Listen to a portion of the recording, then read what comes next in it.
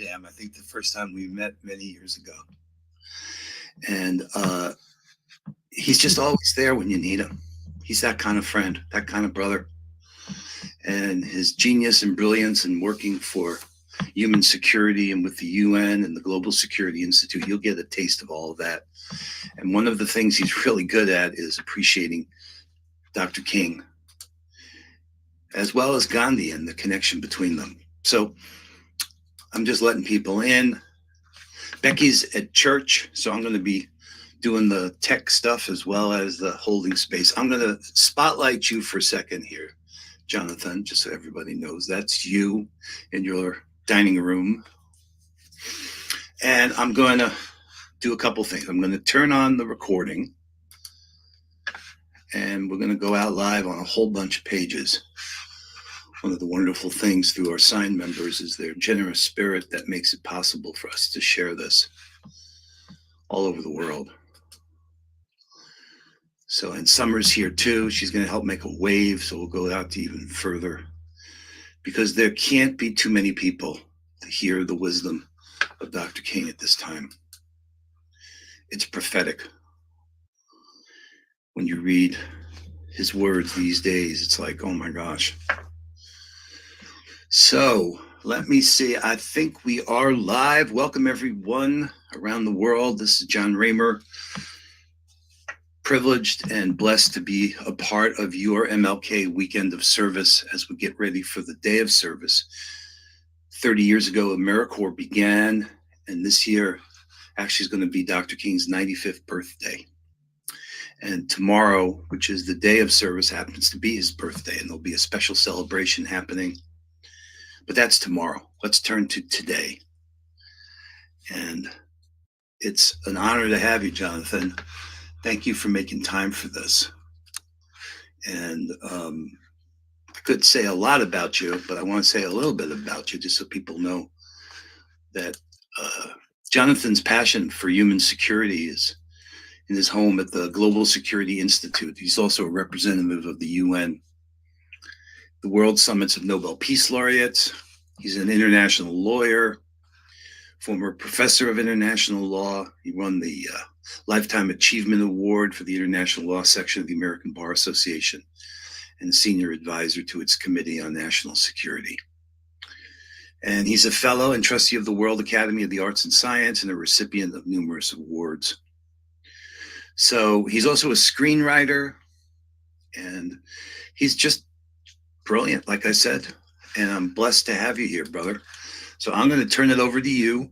What we talked about doing is that after you share with us your thinking, we're going to also have a little time for a breakout, give people a chance to talk to each other about exactly the theme that you chose for this conversation, which is, well, how are we going to act?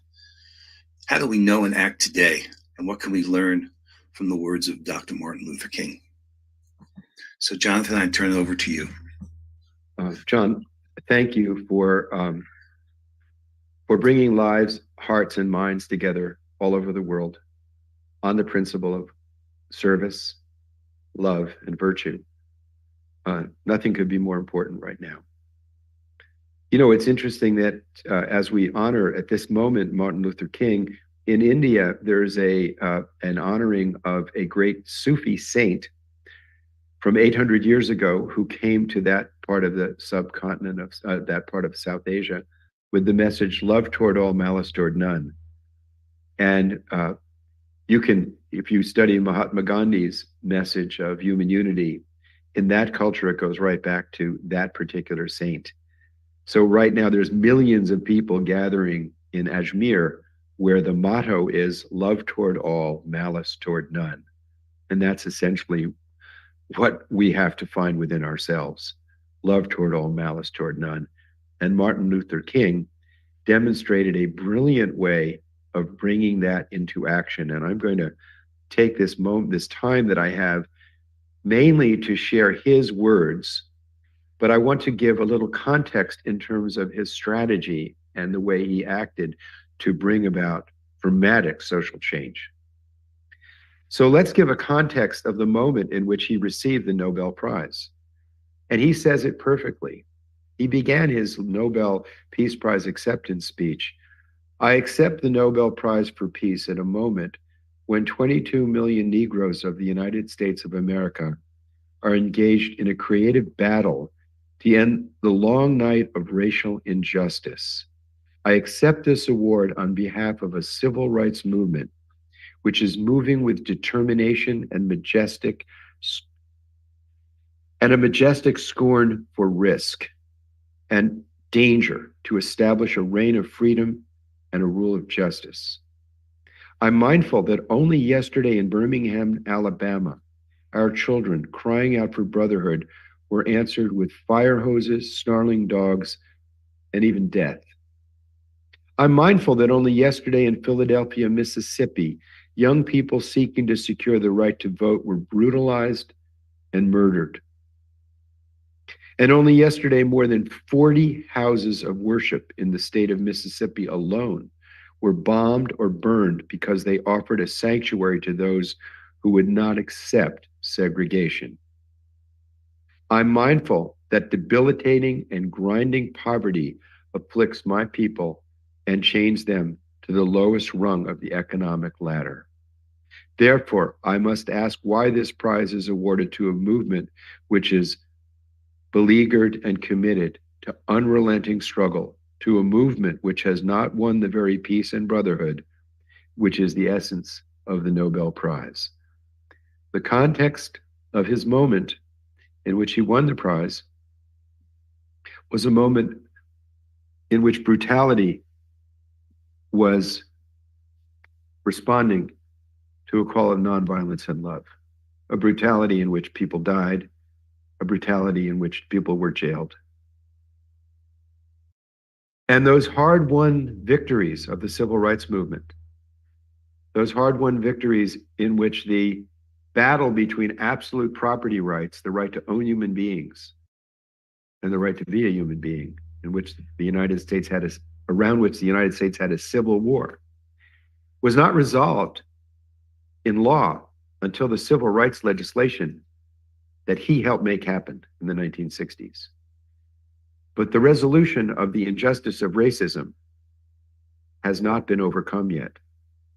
It's not been overcome globally, and it's not been overcome in the United States. Overcoming it has to begin, of course, in our hearts. But let's look at part of the strategy that Martin Luther King had in addressing it.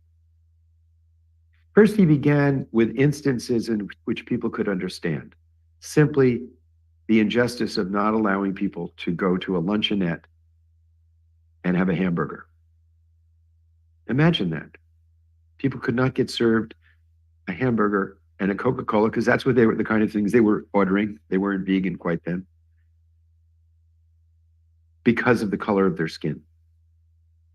And from that, being able to ride with dignity on a bus. From that, workers' rights. From that, addressing poverty. From that, addressing the immorality of the Vietnam War. From that, addressing the war machine and the international application of the threat of nuclear annihilation and ultimate violence.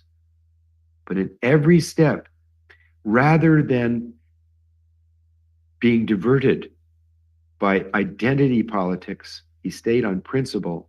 And the principle that he stayed on was love. The principle that he stayed on was the unity of the human family. The principle that he rested on was virtue. And the power that he brought to the table was courage and commitment. He never divided people based on race. He never divided people based on religion or age or class. What he did was he invited people who cared about being human to join what we have now. And that's the kind of leadership that we're lacking. Leadership that expands the tent. Leadership that invites. Leadership that sees our common humanity. And that's the message of today. And that's the transformation that we have to represent. So I want to rest my presentation on his words. I just wanted to give the context of how we should act is in a way that follows that we need strategy right now. We have siloed movements. The movement for nuclear disarmament is siloed from the movement for human rights. The movement for human rights is siloed from the movement for environmental justice. The movement for environmental justice is all too often siloed from the movement of climate protection. Justice, civil rights, human rights, peace, security, these are integrated issues that are all based on the principle of loving people and using things, not loving things and using people. And Martin Luther King exemplified a strategy, an effective strategy, that created change by focusing on those values, and the depth of his insights are what I want to share, because we have to have that kind of rootedness at this moment in history in which authoritarian fascist regimes, racist regimes are tremendously and effectively, I might add, challenging the basic principles for which he stands, which resonate in every open human heart. The, the policies that emerge out of divisiveness, fear, and lies. He speaks truth. He's grounded in truth. And interestingly, you'll hear that he understood there's a relationship between knowing truth and love in our hearts. And he in fact identifies that as one of the deepest insights of his life, that there's a relationship between the virtuous qualities of our hearts and the knowledge of reality that we have. So let me put my words aside and listen carefully to, this is his Nobel lecture, a lecture that he gave the night before his Nobel acceptance speech. This evening, I'd like to use this lofty and historic platform to discuss what appears to me to be the most pressing problem confronting mankind today. Modern man has brought this whole world to an awe-inspiring threshold of the future. He has reached new and astonishing peaks of scientific success. He has produced machines that think, and just think AI. I mean, this is 1964. He is timeless in his insight and wisdom, and astonishing peaks of scientific success. He's produced machines that think and instruments that peer into the unfathomable ranges of interstellar space. He's built gigantic bridges to span the seas, gargantuan buildings to kiss the skies. His airplanes and spaceships have dwarfed distance, placed time in chains, and carved highways through the stratosphere. This is a dazzling picture of modern man's scientific and technological progress. Yet, in spite of these spectacular strides in science and technology, and still unlimited ones to come, something basic is missing. There's a sort of poverty of the spirit which stands in glaring contrast to our scientific and technological abundance. The richer we have become materially, the poorer we've become morally and spiritually. We've learned to fly the air like birds and swim the sea like fish, but we've not learned the simple art of living together as brothers. Every man lives in two realms, the internal and the external. And let me digress the gender issue here. It's clear that he meant everyone, but this is the language of the time. God willing, we've corrected that, and obviously living the simple living art, living together as human beings is what we would say today, and that was what he meant. We know that. The internal is that realm of spiritual ends expressed in art, literature, morals, and religion. The external is that complex of devices, techniques, and mechanisms and instrumentalities by means of which we live. Our problem today is that we've allowed the internal to become lost in the external. We've allowed the means by which we live to outdistance the ends for which we live. So much of modern life can be summarized in that arresting dictum of the poet Thoreau: improved means to an unimproved end. This is the serious predicament, the deep and haunting problem confronting modern man. If we are to survive today, our moral and spiritual lag must be eliminated. Enlarged material powers spell enlarged peril if there's not proportionate growth of the soul. When the without of man's nature subjugates the within, dark storm clouds begin to form in the world. Let me just digress a moment here. The best example of improved means to unimproved ends would be the nuclear arsenals. The more we improve the arsenal, the less security we obtain. It's the complete division not only between the internal from which our values emerge, but between the why and the how. When that why and the how are divided, we end up with art without beauty, law without justice, medicine without healing, religion without love and transcendence, philosophy without truth, financial systems without goods and services, and weapons without security. When the why, which is to find the meaning of life, which is the unity between the divine and the human, our harmony with all that the gift of our space and time together, when that's prominent, then all of these arts, the art of politics, the art of finance, the art of science, all become in service of that, and we flourish. This problem, back to Martin Luther King's clarity, this problem of spiritual and moral lag, which constitutes modern man's chief dilemma, expresses itself in three large problems which grow out of man's ethical infantilism. Each of these problems, while appearing to be separate and isolated, is inextricably bound together. I refer to racial injustice, poverty, and war.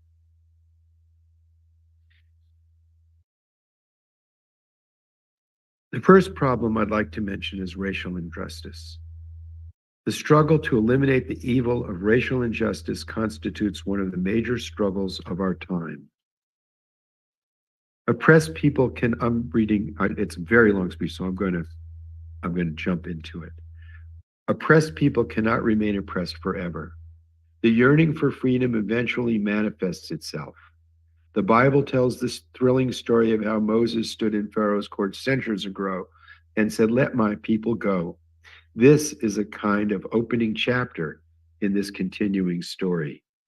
The present struggle in the United States is a later chapter in the same unfolding story, and Lord knows it is happening today in the streets of our nation, in which we have a political party following somebody who is basically saying, "Make America white again." That's what he means. Fortunately, remember it's the 1960s, some significant strides have been made in the struggle to end the long night of racial injustice. We've seen the magnificent drama of independence unfold, and look at his global perspective. In Asia and Africa, just 30 years ago, there were only 3 independent nations in the whole of Africa, but today 35 African nations have risen from colonial bondage. In the United States, we've witnessed the gradual demise of the system of racial segregation. I want to digress. Recently, I had the privilege of speaking at the convention of the Interparliamentary Union in Luanda, Angola, and the leadership now of the Interparliamentary Union, which is the leadership of the world's parliaments, is a woman parliamentarian from Tanzania. When he spoke these words, Wangari Maathai, who won the Nobel Prize for the Greenbelt movement, had not gotten her PhD. She's the first woman in East Africa to get her PhD. When she went to get her PhD, she was threatened.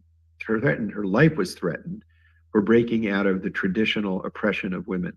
And I can tell you, I was there at the Interparliamentary Union, and there were a lot of women parliamentarians from Africa and all over the developing world. That's a story of women standing up the world over and trying to balance the injustice of gender inequity on the planet. And that's a story that we will hear soon, because I'm telling you, I saw it. And there's countries in Africa now by legislation, like in Rwanda, that require gender equity in their parliaments. And I saw the lead. And that's a story that we haven't heard globally, but it's happening, and it will happen here in the United States too. The Supreme Court's decision of 1954 outlawing segregation in the public schools gave a legal and constitutional death blow to the whole doctrine of separate but equal. The court decreed that separate facilities are inherently unequal and that to segregate a child on the basis of race is to deny that child equal protection of law. Well, we've changed the law, but look at the difference between the quality of education in our inner city schools and our suburbs. We have a long way to go, in fact. This decision came as a beacon light of hope. It's true, and we need to ride on it, of hope to millions of disinherited people. Then came that glowing day of a few months ago when a strong civil rights bill became the law of the land. This bill, which was first recommended and promoted by President Kennedy, was passed because of the overwhelming support and perseverance of millions of Americans. But it's being challenged now. All the civil rights laws are being cut back by conservative Federalist Society judges. So the battle continues for us. It came as a bright interlude in the long and sometimes turbulent struggle for civil rights, the beginning of a second Emancipation Proclamation, providing a comprehensive legal basis for equality of opportunity. Since the passage of this bill, we've seen some encouraging and surprising signs of compliance. I'm happy to report that by and large, communities all over the southern part of the United States are obeying the civil rights law and showing remarkable good sense. It's true, progress has been made. Progress has been made, and we had a president of color with Barack Obama. But on the ground in our cities, there's a long way to go. Let me not leave you with a false impression. The problem is far from solved. We still have a long, long way to go before the dream of freedom is a reality for the Negro in the United States. To put it figuratively in biblical language, we've left the dusty soils of Egypt and crossed a Red Sea whose waters had for years been hardened by a long and piercing winter of massive resistance. But before we reach the majestic shores of the Promised Land, there is a frustrating, bewildering wilderness ahead. We must still face prodigious hilltops of opposition and gigantic mountains of resistance, but with patient and firm determination, we will press on until every valley of despair is exalted to new peaks of hope, until every mountain of pride and irrationality is made low by the leveling process of humility and compassion, until the rough places of injustice are transformed into a smooth plain of equality of opportunity, and until the crooked places of prejudice are transformed by the straightening process of bright-eyed wisdom. Wisdom. What the main sections of the civil rights movement in the United States are saying is that the demand for dignity, equality, jobs, and citizenship will not be abandoned or diluted or postponed. If that means resistance and conflict, we shall not flinch. We shall not be cowed. We're no longer afraid. The word that symbolizes the spirit and the outward form of our encounter is nonviolence. And it is doubtless that factor which made it seem appropriate to award a peace prize to one identified with this struggle. Nonviolence has also meant that my people in the agonizing struggle of recent years have taken suffering upon themselves instead of inflicting it on others. It has meant, as I said, that we are no longer afraid and cowed. Let me just say, the civil rights movement in the South was undoubtedly led by the people of color, but there were a lot of white folks that joined in and put their lives on the line and gave up their lives. I have one of my cousins, Sharon Wallace, was engaged in voter registration there in Mississippi, put her life on the line. Of course, she was threatened many times, and some people were killed. And that was really important to Martin Luther King, that the movement itself not be just a movement of people of color, but that it be a movement of all people for the recovery of our common humanity. That injustice anywhere is injustice everywhere. But in some substantial degree, it has meant that we do not want to instill fear in others or into the society of which we're a part. The movement does not seek to liberate Negroes at the expense of the humiliation and enslavement of whites. It seeks no victory over anyone. It seeks to liberate American society and to share in the self liberation of all people. All people. Violence as a way of achieving racial justice is both impractical and immoral. It's impractical because we don't have guns and we don't want to shoot people. Can't win that way. I'm not unmindful of the fact that violence often brings about momentary results. Nations have frequently won their independence in battle, but in spite of temporary victories, violence never brings permanent peace. It solves no social problem. It merely creates new and more complicated ones. Violence is impractical because it is a descending spiral ending in destruction for all. It is immoral because it seeks to humiliate the opponent rather than win his understanding. It seeks to annihilate rather than convert. Violence is immoral because it thrives on hatred rather than love. It destroys community and makes brotherhood impossible. It leaves society in monologue rather than dialogue. Violence ends up defeating itself. It creates bitterness in the survivors and brutality in the destroyers. In a real sense, nonviolence seeks to redeem the spiritual and moral lag that I spoke of earlier as the chief dilemma of modern man. It seeks to secure moral ends through moral means. Nonviolence is a powerful and just weapon. Indeed, it is a weapon unique in history, which cuts without wounding and ennobles the man who wields it.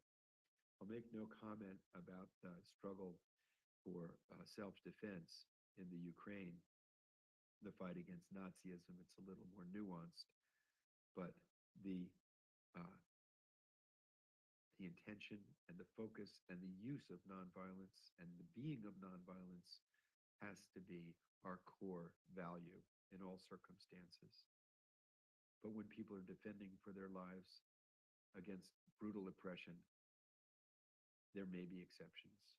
I just want to put that in. And he also was kind of nuanced about that, but he spoke out vigorously against the Vietnam War because it was a war of violence that our country mistakenly engaged in. The nonviolent resistors can summarize their message in the following simple terms. We will take direct action against injustice despite the failure of governmental and other official agencies to act first. We will not obey unjust laws or submit to unjust practices. We will do this peacefully, openly, and cheerfully because our aim is to persuade. We adopt the means of nonviolence because our end is a community at peace with itself. We will try to persuade with our words, but if our words fail, we will try to persuade with our acts. We will always be willing to talk and seek fair compromise, but we are ready to suffer when necessary and even risk our lives to become witnesses to truth as we see it.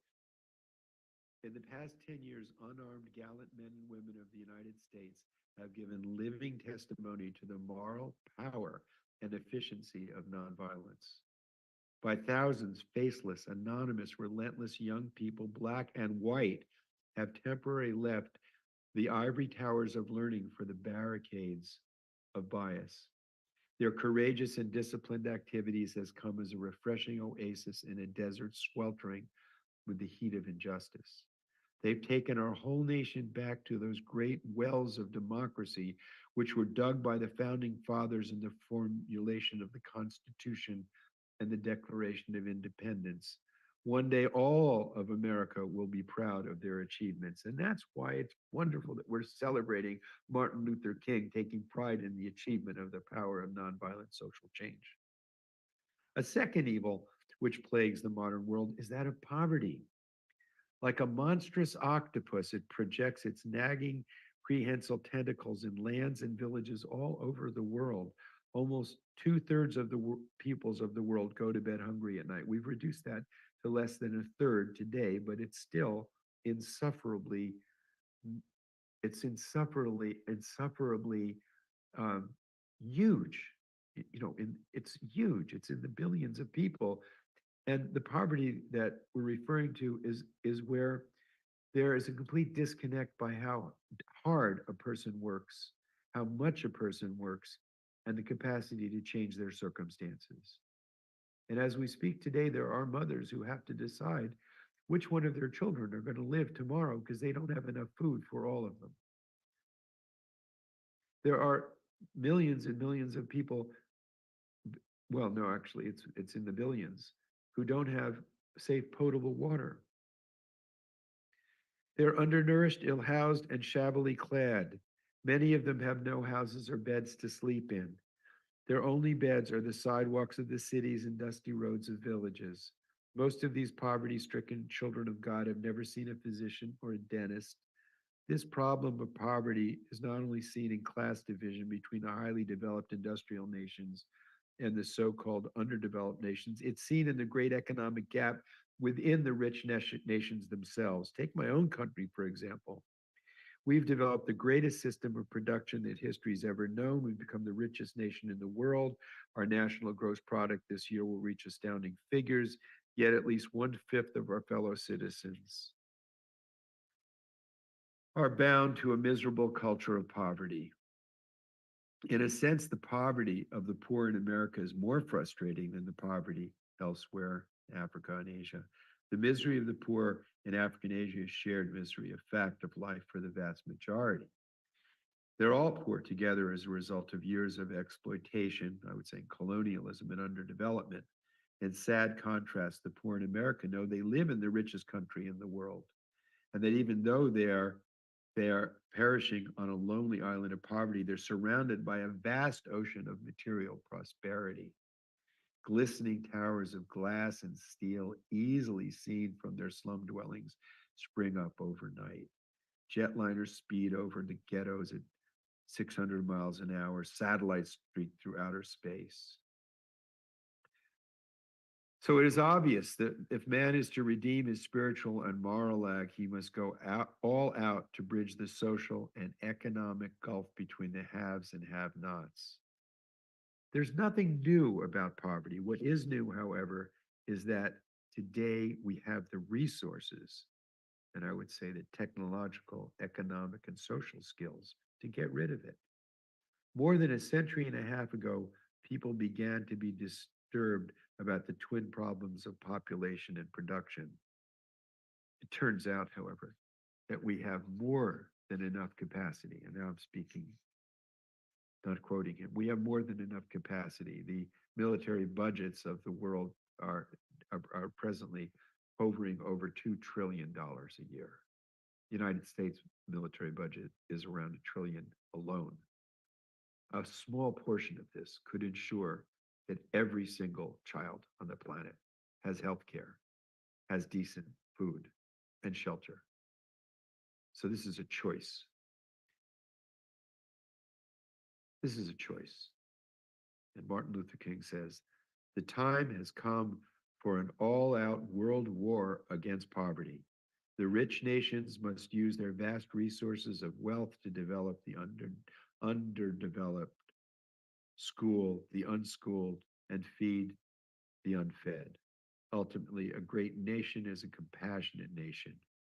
No individual or nation can be great if it does not have a concern for the least of these.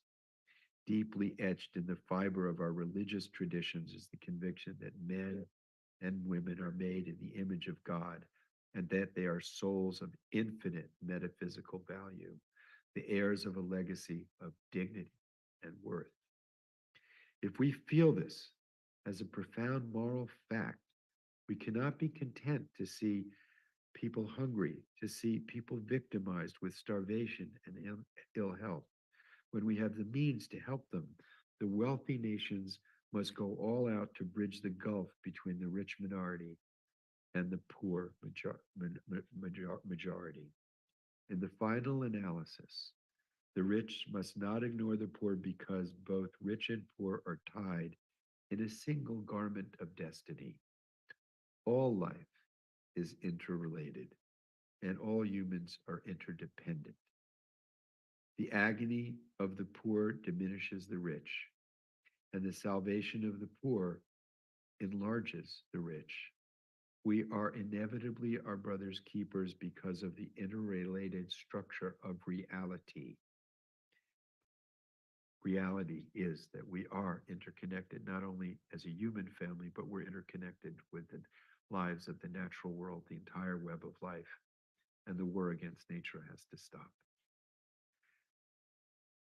A third great evil confronting our world is that of war. Recent, now remember, he's rooting this in the failure of the internal development in preference to the excessive development of the external. And I would say that our war with nature is because we're not connected with the nature within ourselves. We're not connected with what makes us human, which is our connection is through the heart. Every leaf on a tree has just a thin connection to the tree, but it is connected to the tree. It has to be. And our connection to what makes us human is through the stem of the heart. And you'll hear him go to this. Recent events have vividly reminded us that nations are not reducing, but rather increasing their arsenals of weapons of mass destruction. The best brains in the highly developed nations of the world are devoted to military technology. The proliferation of nuclear weapons has not been halted in spite of the limited test ban treaty. On the contrary, the detonation of atomic device by the first non-white, non-Western, and so-called undeveloped power, namely the Chinese People's Republic, opens new vistas of exposure of vast multitudes, the whole of humanity, to insidious terrorization by the ever-present threat of annihilation. The fact that most of the time human beings put the truth about the nature and risks of nuclear war out of their minds because it's too painful and therefore not acceptable does not alter the nature and risks of such war. The device of rejection may temporarily cover up anxiety, but it does not bestow peace of mind and emotional security. So man's proneness to engage in war is still a fact, but wisdom born of experience should tell us that war is obsolete. There may have been a time when war served as a negative good by preventing the spread and growth of an evil force, but the destructive power of modern weapons eliminated even the possibility that war may serve as a negative good. If we assume that life is worth living and that man has a right to survive, then we must find an alternative to war in a day when vehicles hurtle through outer space and guided ballistic missiles carve highways of death through the stratosphere. No nation can claim victory in an all-out war. A so-called limited war will have little more than a calamitous legacy of human suffering, political turmoil, and spiritual disillusionment. We're seeing this today. We are. A world war, God forbid, will lead only to smoldering ashes as a mute testimony of a human race whose folly led inexorably to ultimate death. So if modern man continues to flirt unhesitatingly with war, he will transform his earthly habitat into an inferno, such as even the mind of Dante could not imagine. I wish this part of Martin Luther King's witness and testimony were part of the national dialogue on Martin Luther King Day. Let us not ignore it. Therefore, I venture to suggest to all of you and all who hear and may eventually read these words that the philosophy and strategy of nonviolence become immediately a subject for study and for serious experimentation in every field of human conflict, by no means excluding the relations between nations. It is, after all, nation states which make war, which have produced the weapons which threaten the survival of mankind and which are both genocidal and suicidal in character.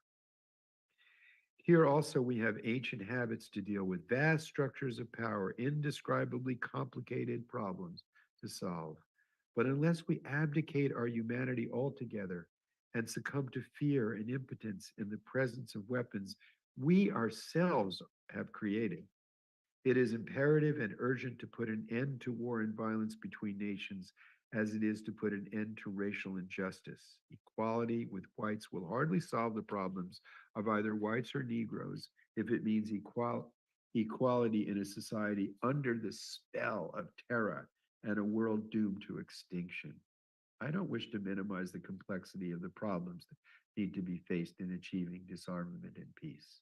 But I think it is a fact that we shall not have the will, the courage, and the insight to deal with such matters unless in this field we are prepared to undergo a mental and spiritual reevaluation, a change of focus which will enable us to see that the things which seem most real and powerful are indeed now unreal and have come under the sentence of death. We need to make a supreme effort to generate the readiness, indeed the eagerness to enter into the new world which is now possible, quote, the city which hath foundations, whose builder and maker is God. He's really saying we need to have the compass of ought to get us from is. We need a compass, a destination of our humanity. That's powerful. It may not have our vision has to exceed our grasp, or we have no direction. And he's giving us the vision. He's giving us the leadership. He's giving us the vision here. We will not build a peaceful world by following a negative path. It is not enough to say we must not wage war. It is, and this is our job. This is the subject of today. It is necessary to love peace and sacrifice for it.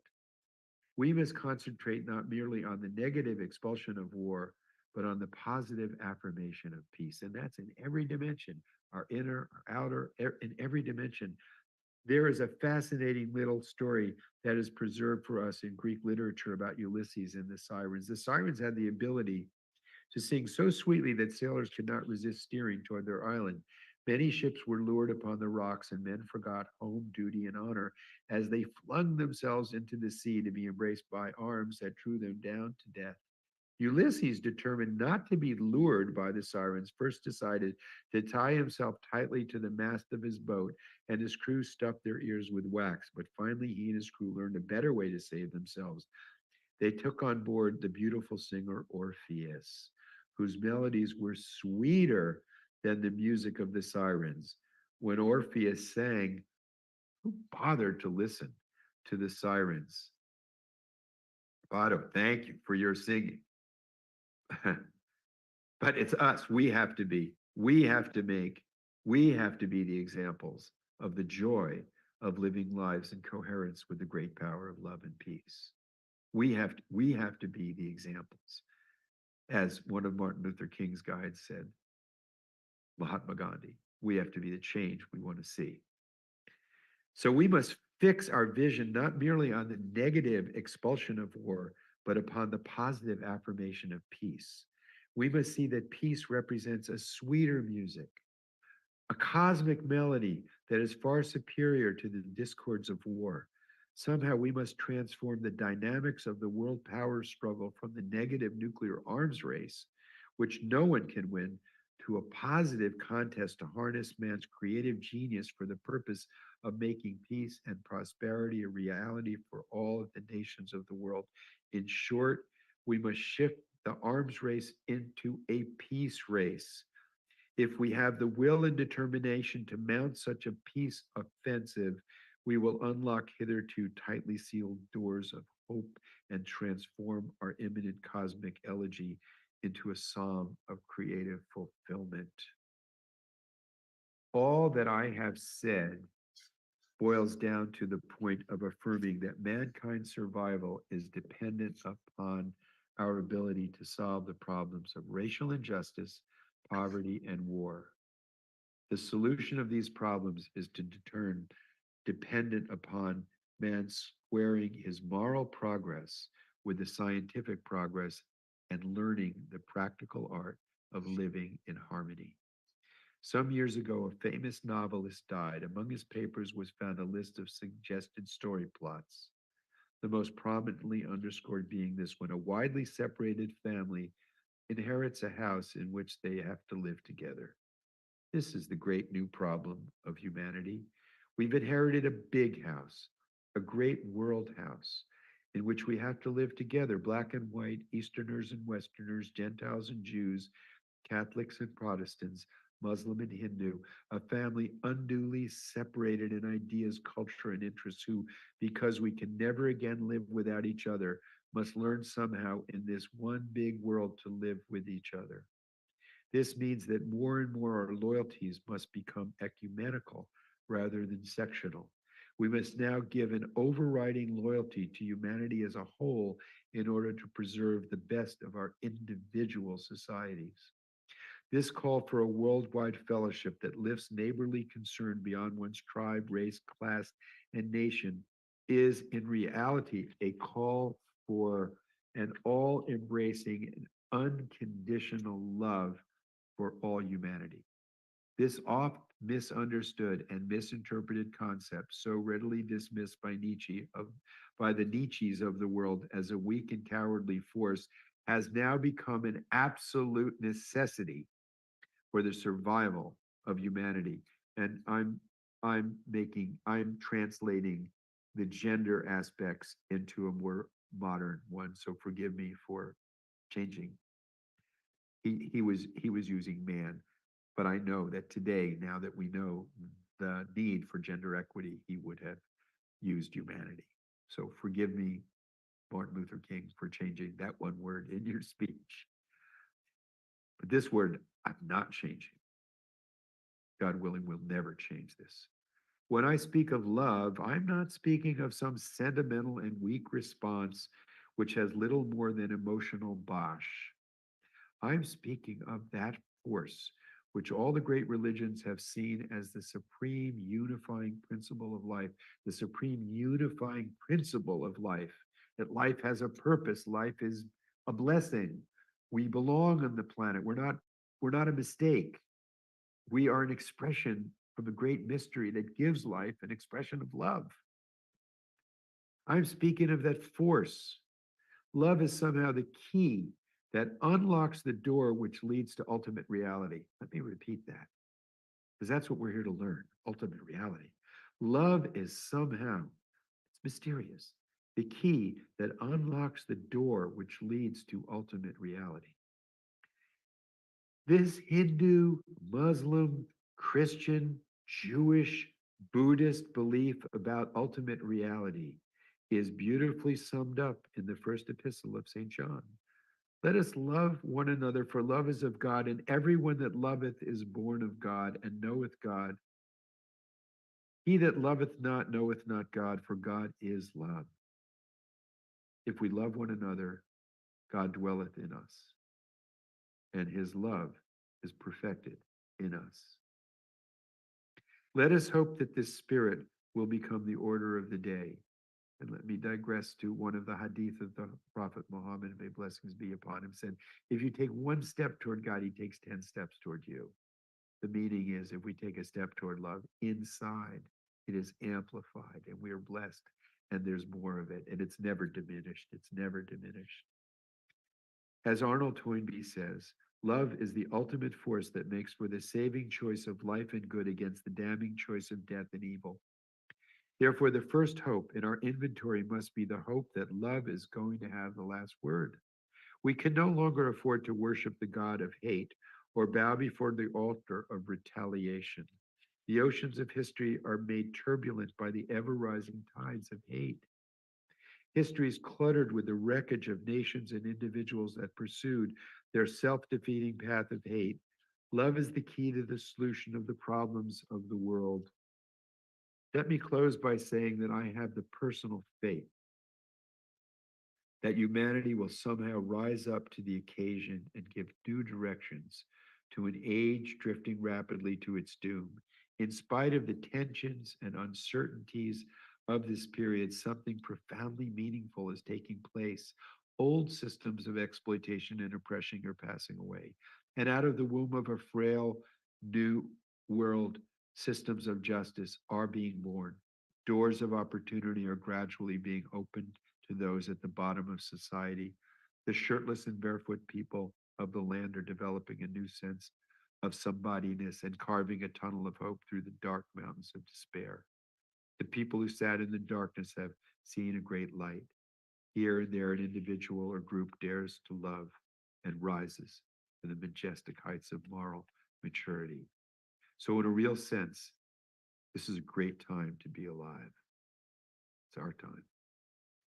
Therefore, I'm not yet discouraged about the future. Granted that the easygoing optimism of yesterday is impossible. Granted that those who pioneer in the struggle for peace and freedom will still face uncomfortable jail terms, painful threats of death. They will still be battered by the storms of persecution, leading them to the nagging feeling they can no longer bear such a heavy burden and the temptation of wanting to retreat to a more quiet and serene life. Granted that we face a world crisis which leaves us standing so often amid the surging murmur of life's restless sea, but every crisis has both its dangers and its opportunities. It can spell either salvation or doom. In a dark, confused world, the kingdom of God may yet reign in the hearts of humanity. So let me just close with a prayer that says, may we become the recipients of the blessing of the wisdom to find the power of love in the very life that we live, in the very breath that we take, in the very consciousness that we have, and to see with eyes that look for and are informed by and remember that the power that gives us vision is a gift from a loving power, a loving God, and the power of touch and the power of knowing and the light of consciousness itself is a gift given to us by a power of love, and that both our life and our passing can be in a journey guided by that power. It's our choice. If we take a step toward it, it will open doors for us. This is not something that is a secret. The wise have all reminded us, if we knock at that door, it will open. If we step toward it, it will step toward us. If we open, it will fulfill us. Nothing else fulfills as being empowered by the courage and the clarity that comes from the power of love. That's what Martin Luther King invites us to do. That's the necessity of standing up and challenging the injustice of poverty, the insanity of war, and the horrors of racial, religious, nationalistic pride. May we be the change we know we can see. Thank you. Wow. Wow. All right, Jonathan. That was amazing. And we did just what we promised we'd do, and offering some insights and now some instructions. That idea, taking that one step, and there'll be 10 more. What you said earlier, again, what you said before, which I love, is that the whole idea of loving people and using things, not using people and loving things. I mean, this is the out of balance world that these insights and instructions are being offered to. And we're here with you, and we're here with other people. And Summer, I want to let you respond. So I could tell you were so moved by this. And then we're going to do breakouts, because what you were really saying for me is that, the connection that we have, not only to source and creator, but to each other, can allow for those instructions to actually manifest in the changes that are needed right now. Summer, what do you think about dear brother Jonathan here? I just want to, from the depth of my heart and always dancing, joyful soul, I want to thank you for bringing Dr. King alive in this day, and through you and your profound life of work that is love in the universe. And I'll never forget meeting you in person in the Netherlands, right? Yeah. Yes, in the Netherlands, you gave me a ride in your car, and I saw the bond between you guys, and I wanted to like make it right there. And I it was so out of line, and I just married you. I just did Yes, it. I yes, said, yes. "We You got you married. officially Don't married let this." I was like, "Don't let this slip away. This is gold. This is a golden blessing. The synergy and the blessing and the power of the power couple." me. And we were in the little car in the middle of the Netherlands, and here, I mean, but we're everyone's crazy, but we're crazy for something that can actually be fulfilled. If you're crazy for power, you'll never get enough. If you're crazy for art, you'll never be done. You're crazy for money, you'll never. The only craziness is the craziness for unity and love that can be fulfilled. And every step we take to do it is fulfilling. So Mm. I couldn't resist. And I thought afterwards, oh gosh, I may have overstepped, but no, thank God you've proven that it was good and so good. What a power couple you are. Well, it felt like that was just yesterday, and here we are today. And I just for those of you out there that do not know Jonathan, or that this is your first time, I just want to say, in regard as a sister and someone that I have watched and witnessed him in what feels like a few years, but it's been many years. I Yeah. just really, really always feel um the power and strength and perseverance of spirituality, love and action, and truth telling there through you. Like, I just really want to, like, from the depth of my heart, like, thank you for who you are. And I felt when you were saying, Dr. King, please forgive me. I was witnessing his spirit, like, laughing, that, and I just wanted to make sure that he doesn't even need to. He said, please, like, tell him I forgive him. Um, and like, but I, on behalf of so many of us that are trying to do our best right now, and there is a relevance so deeply with Dr. King. And I wonder, for you today, Jonathan, and what's unfolding in the world, how do you feel Dr. King is speaking to you today? There's if you go to the Global Security Institute website in the newsletter we just did, there's a link to a discussion I had with Clarence Jones. Mm. Now, just let me digress. One of the hats that I wear is I'm the representative to the UN and a senior advisor to the summit of the Nobel Peace Prize winners. So there was a press conference in one of our summits in Paris, and I was the presiding person, and there was Willem de Klerk, Gorbachev, and people easily identified. There was an elderly black man sitting next to me, and I said, "Who? I don't know you, and I have to introduce you. Who are you?" He said, "I'm Clarence Jones," and I said, "Well, I don't know you." He said, "I said, why are you here?" He said, "I'm representing Martin Luther King's foundation because I was his speechwriter and lawyer." So I thought to myself, "Oh, it's your God." you know, because I really believe that Martin Luther King was inspired by the divine, and that his words of instruction are very clear. We need to heed them, and how they are heeded. There's no formula. If your intention is to fulfill the qualities that he articulates on these issues with a spirit of human unity, without, as Rumi said, when somebody asked him, "What do you get from praying? What do you get?" He said, "I don't get anything. I lose pride. I lose vanity. I lose ignorance. I lose prejudice. I lose anxiety. I lose fear. I lose I lose ignorance." Our natural state is what Martin Luther King is invoking in us. Mhm. When you're in the natural state, you're in the flow of the real. And then what comes before you is what you have to respond to.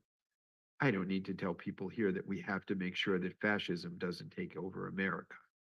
I don't need to tell people here that we can't have third-party candidates ensuring that a fascist dictator becomes the president of the most powerful country in the world. I don't have to tell people that. I don't have to tell people that the Russians are using social media to amplify divisiveness in our society. I don't have to tell people here that identity politics divides and unity based on humanity and love prevail for success. I don't have to tell people here that human security has to take preference over the myopia of national militarism.